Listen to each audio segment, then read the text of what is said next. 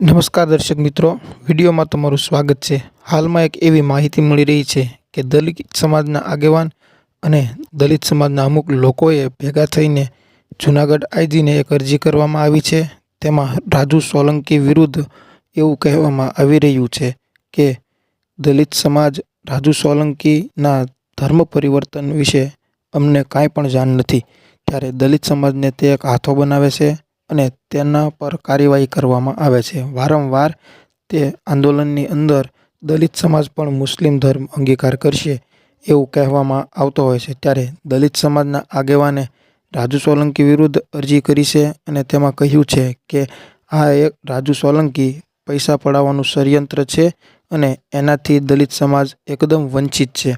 મુસ્લિમ ધર્મ અંગીકાર કરવા માટે દલિત સમાજને હાથો બનાવે છે અને એના વિશે દલિત સમાજને કોઈ પણ જાણ નથી। દલિત સમાજ હંમેશા હિન્દુ ધર્મનો એક ભાગ રહ્યો છે અને તે હંમેશા હિન્દુ બનીને રહેશે એવું તે આગેવાનનું કહેવું હતું અને રાજુ સોલંકીની વિરુદ્ધ અરજી કરીને તેના પર કાર્યવાહી કરવામાં આવે તેવી એમની માંગ છે। ત્યારે હવે રાજુ સોલંકીની મુશ્કેલીમાં વધારો થયો છે અને એના ઉપર કાર્યવાહી કરવામાં આવશે।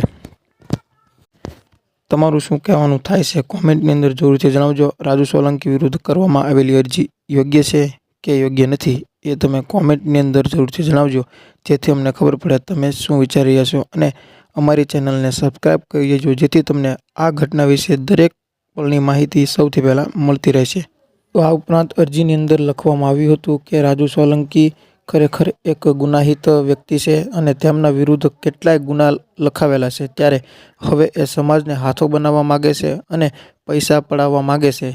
એનું પૈસા પડાવવાનું આ ષડયંત્ર છે એવું એમના જ સમાજના લોકો દ્વારા પોલીસ અરજી કરવામાં આવી છે અને તેમના વિરુદ્ધ કાર્યવાહી કરવામાં આવે એવું કહેવામાં આવ્યું છે। ત્યારે હવે આગળ શું થાય છે એ જોવા માટે તમે ચેનલને સબસ્ક્રાઈબ કરી દેજો।